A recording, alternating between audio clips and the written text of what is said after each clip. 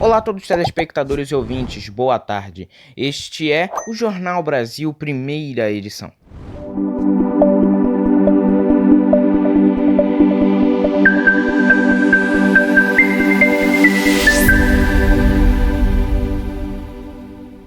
Bem, nós já vamos começar o nosso Jornal Brasil, primeira edição, desta quarta-feira, dia 8 de setembro de 2021. Mas antes eu venho aqui no início do vídeo te pedir para você deixar o seu like, se inscrever no canal, porque ajuda o YouTube a recomendar os nossos vídeos. Peço também para que você ative o sininho das notificações para não perder nenhum vídeo do nosso canal. E, por último e não menos importante, compartilhe esse vídeo para que outras pessoas fiquem sabendo o que acontece no Brasil e no mundo. Vamos já começar o nosso Jornal Brasil, primeira edição, com esta notícia. Juristas ouvidos pela TV Globo, pela emissora Globo e pela Globo News afirmaram que o presidente Jair Bolsonaro cometeu crime de responsabilidade ao afrontar princípios constitucionais, como ao dizer que não vai cumprir decisões do ministro do Supremo Tribunal Federal, do STF, Alexandre de Moraes. Segundo os especialistas, os atos insuflados pelo presidente Jair Bolsonaro e as ameaças aos ministros do STF e ao Tribunal Superior Eleitoral afrontam diretamente a Constituição brasileira. Abre aspas. Não existe na gramática constitucional o enquadramento de um ministro do Supremo Tribunal Federal nas suas decisões judiciais pela vontade unipessoal do presidente da República, que é um chefe de outro poder no Brasil, que no Brasil é um chefe de Estado, fecha aspas, disse Gustavo Binnenbonge, doutor em Direito Público e professor da Universidade Estadual do Rio de Janeiro. Abre aspas novamente. Então, o discurso do presidente me parece claramente um discurso de ameaça à independência e harmonia entre os poderes. E em seguida, ele diz que não cumpriria mais nenhuma decisão proferida pelo ministro Alexandre de Moraes, que ele não existisse mais para o presidente da República. Daí que ele ameaça também descumprir decisões judiciais. Em uma e outra hipótese, e do ponto de vista jurídico constitucional, o atentado à independência e à harmonia entre os poderes e o descumprimento de decisões judiciais configuram, em tese, a prática de um crime de responsabilidade pelo presidente da República, fecha aspas, completou Gustavo. Para o especialista, com isso o presidente pode sofrer um impeachment, abre aspas novamente. O que pode resultar, a juízo do Congresso Nacional, a autorização da Câmara e a decisão final do Senado, pode resultar em impeachment do presidente e na perda dos seus direitos políticos por 8 anos, fecha aspas, disse Gustavo. Os juristas ouvidos destacaram o artigo 85 da Constituição, que diz o seguinte: são crimes de responsabilidade os atos do presidente que atentem contra a Constituição e especialmente contra o livre exercício do poder legislativo, do judiciário, do Ministério Público e dos poderes constitucionais das unidades da Federação, o cumprimento das leis e das decisões judiciais. Ainda continuando nesse tema, o presidente Jair Bolsonaro discursou na Avenida Paulista na tarde de ontem, desta terça-feira, dia 7, durante seu ato em seu apoio e afirmou que não vai mais cumprir as decisões do ministro Alexandre de Moraes do Supremo Tribunal Federal. Em sua fala, Bolsonaro voltou a atacar o sistema eleitoral brasileiro, outros integrantes do STF e governadores e prefeitos que tomaram medidas de combate ao coronavírus. Abre aspas. Dizer a vocês que qualquer decisão do senhor Alexandre de Moraes, esse presidente não mais cumprirá. A paciência do nosso povo já se esgotou. Ele tem tempo ainda de pedir o seu boné e cuidar da sua vida. Ele para nós não existe mais. Fecha aspas, disse o presidente. Pela Constituição brasileira, ninguém pode descumprir decisões judiciais. Abre aspas novamente. Ou esse ministro, se referindo a Alexandre de Moraes, se enquadra ou ele pede para sair. Não se pode admitir que uma pessoa apenas, um homem, apenas turve a nossa liberdade. Dizer a esse ministro que ele tem tempo ainda para se redimir, tem tempo ainda de arquivar seus inquéritos. Sai, Alexandre de Moraes, deixa de ser canalha, deixa de oprimir o povo brasileiro, deixa de censurar o seu povo. Mais do que isso, nós devemos sim, porque eu falo em nome de vocês, determinar que todos os presos políticos sejam postos em liberdade. Fecha aspas, complementou o presidente. Pela primeira vez na vida a gente consegue entender alguma coisa que ele fala. Juristas viram crime de responsabilidade na fala do presidente. E a gente agora vai repetir novamente uma frase de Gustavo Binnenbosch, professor da UERJ, Universidade Estadual do Rio de Janeiro. Ele ameaça também descumprir decisões judiciais e, do ponto de vista jurídico constitucional, o atentado à independência e harmonia entre os poderes e o descumprimento de decisões judiciais configuram, em tese, a prática de um crime de responsabilidade pelo presidente da República, o que pode resultar a juízo do Congresso Nacional, a autorização da Câmara e a decisão final do Senado, que pode resultar no impeachment do presidente e na perda dos seus direitos políticos por 8 anos, disse Gustavo. A Ordem dos Advogados do Brasil, OAB, ministros do Supremo e políticos criticaram o discurso de Bolsonaro e a convocação de atos antidemocráticos. Agora falando sobre o mega assalto que aconteceu em Araçatuba, no interior de São Paulo, a Polícia Civil informou no início da madrugada desta quarta-feira, dia 8, que prendeu um homem que pode ser o financiador do mega assalto em Araçatuba. Segundo o Departamento de Investigações Criminais, o DEIC, o suspeito estava em uma casa na zona norte de Sorocaba, em São Paulo, cidade a cerca de 450 quilômetros de Araçatuba.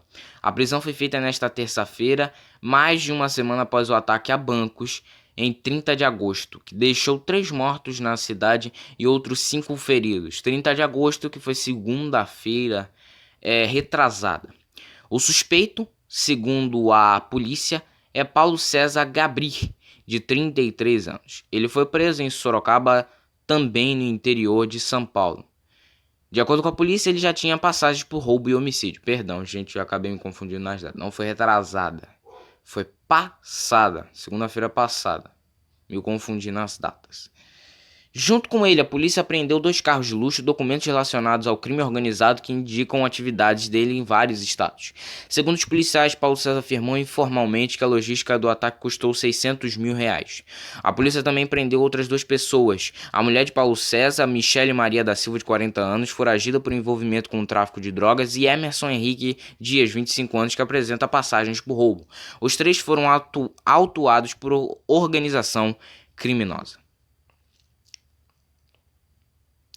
No dia 31 de maio deste ano, Laudelino Ferreira Vieiro Lino, de 42 anos, simplesmente desapareceu do presídio de segurança máxima em Campo Grande, onde cumpria a pena de 80 anos de reclusão, que nunca ia cumprir, ou ia sair antes ou ia morrer, né? Nunca mais foi visto e a fuga dele ainda é um mistério. Agora o nome dele ressurge envolvido no roubo de 3 aviões. Lino é procurado como um dos cabeças do assalto em que 3 aeronaves foram levadas na segunda-feira, 6 dessa segunda agora, em um hangar de Aquidauana, a 140 quilômetros de Campo Grande. O fugitivo tem histórico de participação no mesmo tipo de crime, o roubo de 3 aviões em Corumbá, em janeiro de 2004, quando um piloto foi assassinado. A prisão de 2 participantes do crime levou a polícia até Lino, com uma pessoa que comandava a quadrilha, que tem pelo menos 10 pessoas já identificadas. Conforme os depoimentos de 2 envolvidos que foram presos pelo Batalhão de Choque da Polícia Militar, a BP Choque, Roger Breno Wirmont dos Santos, de 22 anos, e Christopher Cristaldo Rocha, de 21, o foragido dava as ordens por chamadas de vídeo de um local desconhecido. Diante das informações, o juiz Alessandro Mota, de Aquidauana, converteu a prisão de Roger e Christopher em preventiva e também concedeu ordem para a captura de Laudelino Vieira, e mais 3 homens. Laudelino, que tem ficha corrida que começou aos 19 anos, quando seu segundo histórico policial invadiu junto a comparsas uma casa em Naviraí, trancando as vítimas no banheiro de casa. No fim da década de 90, em Campo Grande, foi preso por furto e escapou então colônia penal agrícola de Campo Grande. Em 2004 foi, de acordo com a acusação, um dos líderes do assalto em que 3 aviões avaliados em US$ 240 mil foram roubados durante a invasão à empresa de táxi aéreo Ocororé, em Corumbá. O piloto e empresário Luiz Fernandes Carvalho, 39 anos, acabou morto. Chegou a ser preso na Bolívia com um dos aviões roubados, que caiu em uma fazenda, mas acabou solto pelas autoridades do país vizinho. Indo para outra notícia agora, influenciadores e funcionários de um restaurante de Praia Grande, no litoral de São Paulo, ficaram feridos após serem agredidos com garrafadas por um dos clientes que fugiu do local depois de um desentendimento. Entre os agredidos, 2 são influenciadores digitais menores de idade que atuam no TikTok. Em entrevista ao canal nesta quarta-feira, 8, a mãe de um deles relatou que viveu momentos de pânico. Um dos jovens ficou com o rosto desfigurado e precisou levar mais de 30 pontos. Um filme de terror, descreveu a mãe de 2 dos jovens que estavam no local, a administradora Fernanda Beccari. Ela relata que a confusão aconteceu enquanto eles estavam em um restaurante localizado no bairro Tupi, na beira da praia. Fernanda explica que estava no local com amigos e os 2 filhos de 14 e 15 anos, sendo que apenas o de 15 foi alvo das agressões. Um colega deles, de 16, também estava com a família e foi ferido na confusão. Estes 3 adolescentes são influenciadores nas redes sociais.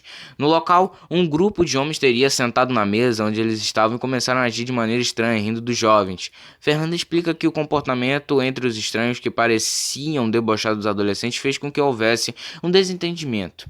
Ela relata que, ao se virar, viu um momento que o agressor teria quebrado 2 garrafas e partido para cima dos filhos dela. Abre aspas. Eu estava mais na outra ponta da mesa e quando eu vi já estava a confusão. O amigo dos meus filhos machucou a mão e o rosto, e meu filho a cabeça, ombro e braço. O gerente do bar também foi ferido. Fecha aspas, relembrou Fernanda. Um dos adolescentes precisou de 8 pontos e o outro mais de 30. O gerente e outro funcionário também precisaram de atendimento porque ficaram feridos ao tentar apartar a briga e ajudar os adolescentes. O amigo da família estava no local com a autorização da mãe, aproveitando a folga de feriado. A mãe dele, a microempresária Cristina Maria dos Santos, relatou que passou por um momento de desespero. Abre aspas. Espero que esse delinquente seja encontrado. Meu filho está com 13 pontos na mão e 29 na face. Fecha aspas, desabafou a mãe. Agora uma notícia bem curtinha, mas que é bem importante e que mostra que nem sempre a polícia é de tão ruim assim. Um policial militar entrou em uma casa em chamas e resgatou um idoso de 67 anos nos braços durante um incêndio no bairro João 23, em Fortaleza. O caso aconteceu no dia 27 de agosto e as imagens gravadas com uma câmera corporal acoplada no agente foram divulgadas nesta quarta-feira. Conforme a polícia militar, uma equipe fazia um patrulhamento de rotina na região quando viu uma residência usada como ponto de reciclagem pegando fogo na rua Valdemar de Holanda, dia 27 de agosto, que foi sexta-feira retrasada. Os policiais do raio, rondas e ações intensivas e ostensivas foram alertados pelos moradores que havia um idoso na residência que gritava por socorro. Os policiais conseguiram abrir o portão e começaram a combater as chamas com a ajuda dos vizinhos usando baldes com água. Um dos agentes entrou na casa, localizou o idoso desnorteado em meio à fumaça e o resgatou nos braços para fora da casa em chamas. Gesmiel Vieira de Moraes teve ferimentos leves e não precisou de atendimento médico. O PM também não sofreu ferimentos e o princípio de incêndio foi controlado. E agora, para terminarmos o Jornal Brasil, primeira edição desta quarta-feira, 8 de setembro, uma notícia da natureza, do meio ambiente, muito interessante e que todo mundo vai gostar de saber. Um molúsculo azul e bem pequeno, conhecido como o dragão azul ou seu nome científico Glaucus atlânticus, foi flagrado em uma praia de Bertioga, no litoral de São Paulo, e chamou a atenção de uma moradora.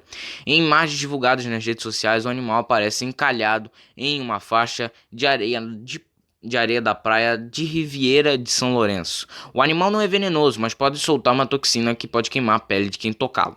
Em entrevista ao canal nesta quarta-feira, a arquiteta Dalma Mesquita Ferreira afirma que o encontro ocorreu em um dia frio, quando ela estava andando pelo local com uma sacolinha plástica. A intenção durante a caminhada era recolher o que encontrasse de lixo. O percurso ocorreu até que ela percebeu algo azul de cor intensa na areia e decidiu se aproximar. À primeira vista, chegou a pensar que fosse um pedaço de plástico, mas logo percebeu que se tratava de um ser vivo. Abre aspas. Quando eu cheguei perto e vi que aquilo se mexia, minha primeira reação foi verificar se aonde estava chegando para levar embora. Fecha aspas, explica. Antes do animal ser levado, ela registrou o momento e enviou ao filho, que explicou que se tratava de um dragão azul. Segundo ela, no dia do encontro, o mar estava com ressaca, o que contribuiu para que o molusco fosse localizado no litoral paulista. Abre aspas novamente. Eu nunca tinha visto nem na televisão, só na literatura mesmo. A espécie pode ser conhecida, mas ela estava ali na minha frente. Para resumir, é emocionante se deparar com um serzinho desses na sua frente. Fecha aspas, afirma a arquiteta. A mestranda pelo Museu de Zoologia da Universidade de São Paulo, a MZUSP, em Sistemática Taxonômica Animal e Biodiversidade, Germane Caetano, explicou ao canal que o animal não é raro, mas que sua aparição apesar dele ser encontrado em mares tropicais como o do Brasil, Austrália e de países do continente africano. Bem interessante, legal de saber uma notícia dessas que ainda o meio ambiente, a natureza, tem tantas coisas interessantes e tantas coisas bonitas, apesar de serem perigosas, né, como esse molusco, mas que a gente pode ver que ainda a natureza está viva e se renova a cada dia. Bem, esse foi o esse foi o Jornal Brasil, primeira edição, deste 8 de setembro, quarta-feira. Peço mais uma vez aqui no final do vídeo para você deixar o seu like e se inscrever no canal, porque ajuda o YouTube a recomendar os nossos vídeos para mais pessoas. Ative o sininho das notificações para não perder nenhum vídeo do nosso canal e ficar muito bem informado. E compartilhe para outras pessoas ficarem sabendo o que acontece no Brasil e no mundo. Mais uma vez agradeço a todos, tenham um ótimo dia, uma boa tarde e até mais tarde.